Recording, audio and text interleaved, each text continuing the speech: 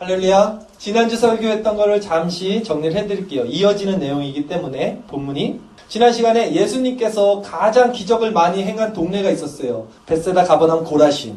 그렇죠. 예수님이 태어난 지역이었어요. 그 갈릴리 지방. 근데 그 지방 사람들이 가장 예수님의 권능을 받지 않고 회개치 않았어요. 왜 회개치 않았을까?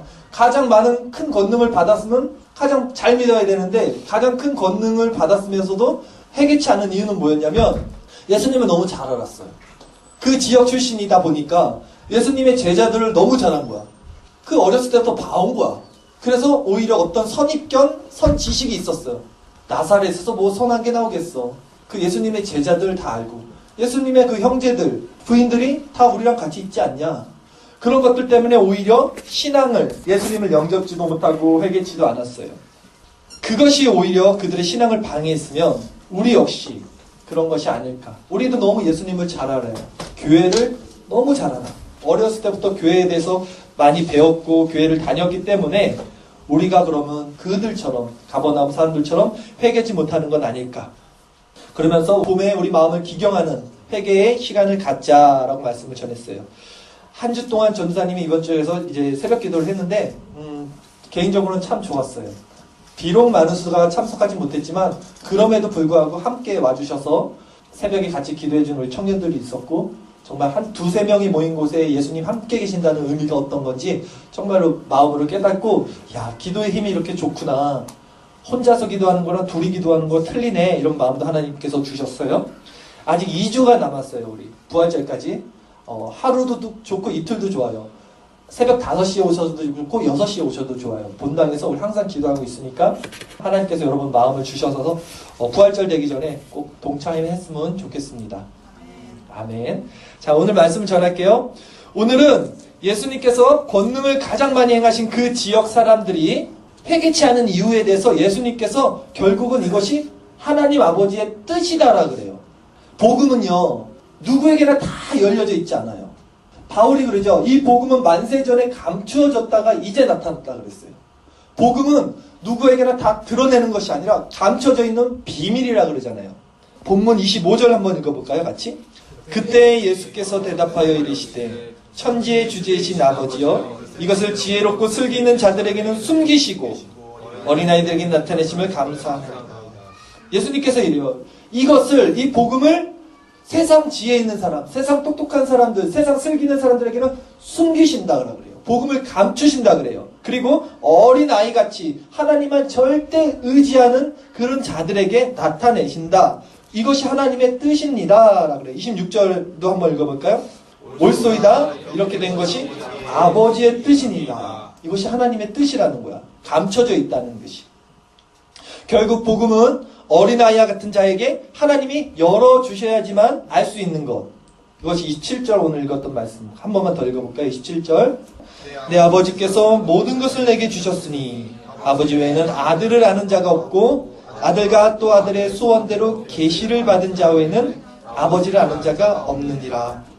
계시가 그거라 그랬지. 하나님이 열어주시는 만큼만 인간이 받을 수 있는 걸 계시라 그랬죠. 그래서 계시를 받은 자 외에는 하나님을 우리가 알 수가 없어요. 우리 스스로 깨달아서 하나님의 존재를 알 수가 없어요. 하나님께 열어주셔야 돼요. 그만큼만 알 수 있어요. 그것이 계시라 그래요.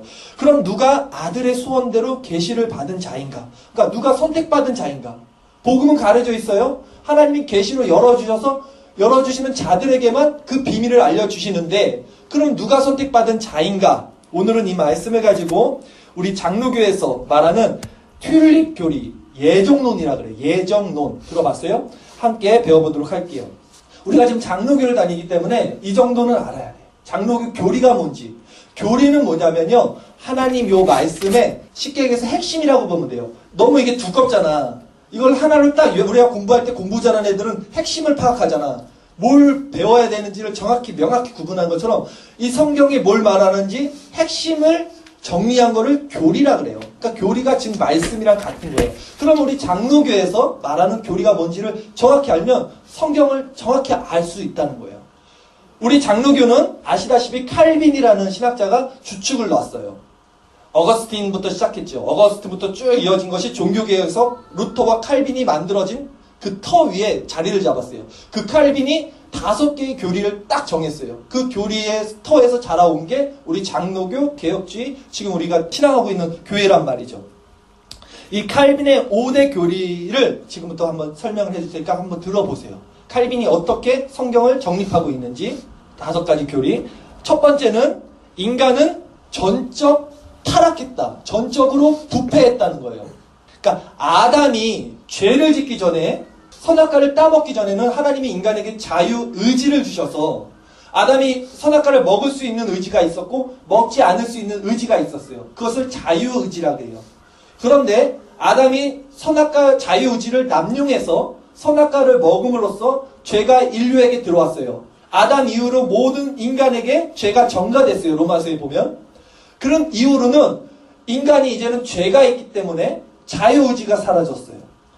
그 전에는 죄가 들어오기 전이니까 선악과를 안 먹을 수 있는 자유의지가 있었는데 선악과를 먹은 이후에 모든 인류 인간은 이제는 우리가 자유적으로 선택할 수 있는 자유의지가 박탈됐어요. 그러니까 죄 가운데 모든 인간이 태어나기 때문에 모든 생각하는 것이 부패됐고 전적으로 타락한 상태로 이 땅에 태어난다라는 것이 장로교 첫 번째 교리인 거예요. 전적 타락, 전적 부패.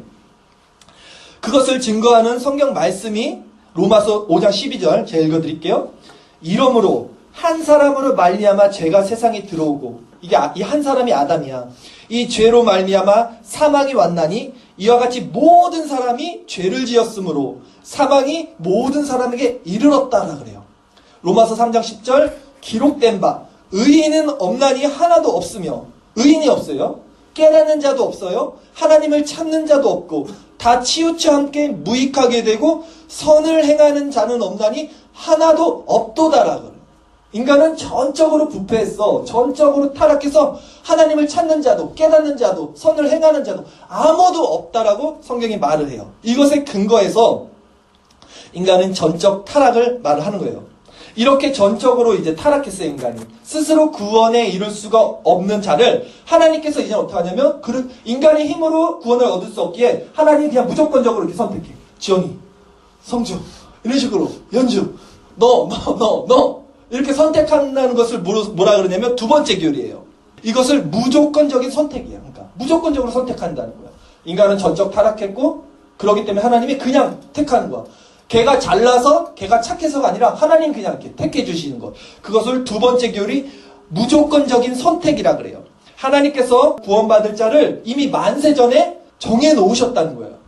우리의 어떤 행함과 우리의 어떤 노력, 여하를 떠나서 그냥 하나님이 선택해 주신 거예요. 이것에 근거하는 말씀이 로마서 8장 29절 말씀 읽어드릴게요. 하나님이 미리 아신 자들로, 그러죠? 미리 아신 자들로 또한 그 아들의 형상을 본받게 하기 위하여 미리 정하셨으니라 그래요. 예정이야 이게. 미리 정하셨으니 이는 그로 많은 형제 중에서 맏아들이 되게 하려 하심이라. 에베소서 1장 4절에 또 있어요. 곧 창세 전에 그리스도 안에서 우리를 택하사라 그래요. 창세 전에, 세상이 만들어기 전에 우리를 택하사 우리로 사랑 안에서 그 앞에서 거룩하고 흠이 없게 하시려고 그 기쁘신 뜻대로 우리를 예정하사. 예정이란 말 나오죠. 미리 정하신 거야, 구원받을 자를.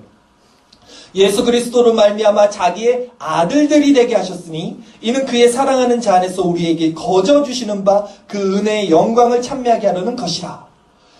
이미 아시고 이미 예정을 한 거야. 세상을 만들기도 전에. 그래서 그 사랑은 결국 이렇게 모든 사람에게 정해진 게 아니지. 예수님이 지금 무조건적으로 누굴 선택했다 그랬잖아요. 하나님께서 만세 전에. 그러니까 이 사랑은 모든 인류에게 다 준 게 아니야. 하나님이 정해놓은 사람들만 구속받게 만들었기 때문에 이것을 세 번째 교리는 뭐라 그러냐면 제한 속죄라 그래요. 하나님이 정해진 사람들만 죄를 용서해 주신다는 거예요. 나머지는 다 유기해 버리는 거예요. 잘 들어봐요, 끝까지. 그래서 그 사랑은 결국 모든 사람들에게 미치는 것이 아니라 선택받은 백성들에게만 이렇게 제한적으로 미친다. 그래서 이것을 제한 속죄. 예수님은 세상 모든 사람들의 죄를 속하여 오신 게 아니라 부르심 입은 자들의 죄만 속해 주신다는 거예요. 히브리서 9장 15절 말씀에 근거가 있죠. 이를 인하여 그는 새 언약의 중보니 이는 첫 언약 때에 범한 죄를 속하려고 주구사 부르심을 입은 자로 하여금이죠. 부르심을 입은 자로 하여금 영원한 기업의 약속을 얻게 하려 하십니다. 이렇게 부르심을 입은 자만 하나님이 구속해 주신다는 거예요. 지금 눈이 점점점 졸리고 있어요. 교리라는 것이 좀 어려워요. 근데 한번 잘 들어봐요. 2개밖에 안 남았어. 그렇게 이제 무조건적으로 하나님이 선택했어. 그래서 부르심을 받은 자들은 어떻게 하냐면 나 그 은혜에 저항할 수가 없어. 하나님이 넌 선택했다? 근데 얘가 저는 하나님 선택 안 할래요. 전 하나님이 싫어요 할 수가 없고, 하나님이 얘를 선택하면 얘는 그 은혜에 불가항력적으로 끌려가요. 어쩔 수 없이 끌려가. 그냥 하나님이 너 하면 너는 끌려오게 돼 있어요. 자석에 붙듯이. 그 4번째 교리가 그거예요. 불가항력적인 은혜. 우리가 거부할 수 없어. 넌 내 사람이야. 우리가 부모님과 그런 관계잖아. 나 저 사람 내 아빠 안 할래. 할 수가 없는 것처럼 하나님이 정해진 거는 우리가 따라갈 수밖에 없어요. 그것을 불가항력적인 은혜. 로마서 8장 30절에서 또 미리 정하신 그들을 또한 부르신 그들을 또한 의롭다 하시고 의롭다 하신 그들을 영화롭게 하셨으니 그런즉 이 일에 대해서 우리가 무슨 말 하리요? 내가 할 말이 없다는 거야. 그냥 하나님이 부르시고 영화롭게 하신 거야. 우리를 끌고 가신다는 거야. 그렇게 마지막으로 5번째 교리는 끌고 가신다는 거야. 견인차에 끌려가듯이 하나님이 선택하신 백성은 구원으로 끌고 가신 거야. 끝까지 포기하지 않는 거야. 5번째 교리. 성도의 견인. 요한복음 10장 27절 말씀에 근거가 있어요. 내 양은 내 음성을 들으며 나는 저희를 알며 저희는 나를 따른다. 내가 저희에게 영생을 주노니 영원히 멸망치 아니할 터이요 또 저희를 내 손에서 빼앗을 자가 없다. 이래요. 저희를 내게 주신 내 아버지는 만유보다 크심에 아무도 아버지 손에서 빼앗을 수 없다라고 해요. 내 양은 아무도 빼앗을 수 없어. 에베소서 4장 30절 하나님의 성령을 근심하게 하지 말라. 그 안에서 너희가 구속의 날까지 구원하는 날까지 천국 가는 날까지 인치심을 받았느니라 하네요. 너희는 이미 인치신 거 도장 찍혔어. 탕 그냥 끌려가는 거야. 선택받은 백성. 이것이 우리 개혁주의 장로에서 신앙하는 칼빈의 5대 교리 튤립 교리라고 해요. 어때요 여러분? 이 믿음이 확신이 있다면 얼마나 든든하겠어 진짜. 이 믿음에 정말 확신이 있으면 내가 아무렇게나 살아도 하나님이 끌고 가신다는 거잖아. 이게 논리적으로. 내 교회를 빠지고 뭘 하고 나쁜 짓을 해도 결국은 하나님이 택한 백성은 끌고 가신다는 거. 그게 맞아요. 얼마나 안심이 되고 얼마나 이게 든든해요. 마치 철성분의 물질이 자석에 끌리듯 선택받은 자들은 결국 구원으로 끌려가는 거예요. 그런데 그렇다면 이렇게 하나님께서 구원받을 자를 미리 아시고 미리 정해 놓았다면 그럼 결국 우리가 할 일은 무엇이에요? 이미 될 놈은 되고 안 될 놈은 안 되게 만세 전부터 이렇게 정해진 거라면 우리가 할 일이 뭐냐는 문제가 남아요. 여기 장로교의 약점이 여기 있어요. 우리 장로교가 다른 교파에 비해서 밋밋해 신앙이. 열심히 없고 뭔가 점잠만 빼고 이유가 여기 있어요. 이 교리에 있어요. 이 교리로 자신의 구원을 확신한 사람들이 이제 교회만 출석을 하면서 어차피 구원 받았으니까 이 교리에 입각해서 신앙생활을 그냥 개차반으로 하는 거야. 내 마음대로, 내 멋대로. 왜? 어차피 하나님의 백성을 하나님 끌고 가신다며. 어차피 구원받게 됐다며. 이거 지식적으로 이걸 알았으니까. 그런데 중요한 건 뭐냐면 여러분, 열매는 그 나무로 안다는 말씀 했죠? 열매는 그 나무라요. 열매가 이러면 그 나무가 이렇고 열매가 저러면 그 나무가 저런 거라 그랬어요. 누가복음 6장 43절 못된 열매 맺는 좋은 나무가 없고 또 좋은 열매 맺는 못된 나무가 없다. 나무는 각각 그 열매로 아나니 가시나무에서 무화과를 또는 찔레에서 포도 따지 못한다래요.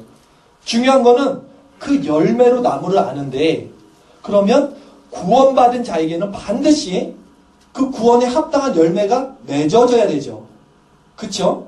무슨 말이냐면 이걸 정반대로 얘기하면 그럼 구원받지 못한 자는 결코 선한 열매를 맺을 수가 없어요.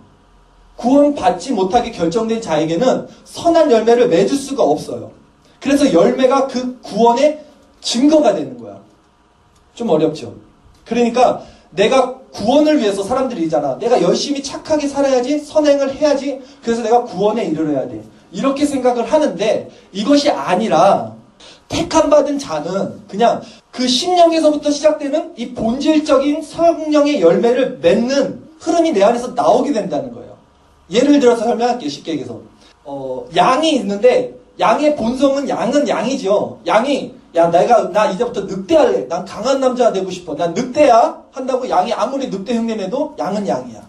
반대로 늑대가 난 착하게 살래 이제부터. 난 양이야. 난 양처럼 살 거야. 난 누구 해치지 않을 거야 해도 걔는 늑대야. 양은 양이고 늑대는 늑대의 본성을 갖고 태어나요. 그래서 하나님의 자녀는 썩지 않는 씨로 중생을 받는다 그래요. 그렇기에 중생, 이 거듭남에 이른 자녀에게는 하나님으로서의 열매가 맺힐 수밖에 없다는 거예요. 그러니까 그 씨는 하나님이 주시는 거예요. 그러니까 열매가 없다는 것은 결국 우리 삶에 열매가 없다는 것은 결국 그가 작정하신 부르심을 입은 자녀가 아니라는 방증이 된다니까요. 그러니까 내가 지금 이 교리에 입각해서 나는 하나님의 자녀야 라고 말할 수 있다면 그 사람에게는 열매가 나타나야 되는데 그 열매는 나의 노력 여하로 나타나는 것이 아니라 하나님이 주신 그 거룩한 썩어지지 않는 씨, 중생의 씨로 말미암아 양이 양이듯 내 안에서 그 성령의 본질적으로 성령이 주시는 그 힘으로 뭔가가 열매가 발현돼서 나타난다는 거예요. 사람들에게. 그게 그가 그러면 구원받는 사람이라는 방증, 우리가 어림잡아 이렇게 알 수 있는 방증이 된다는 거예요.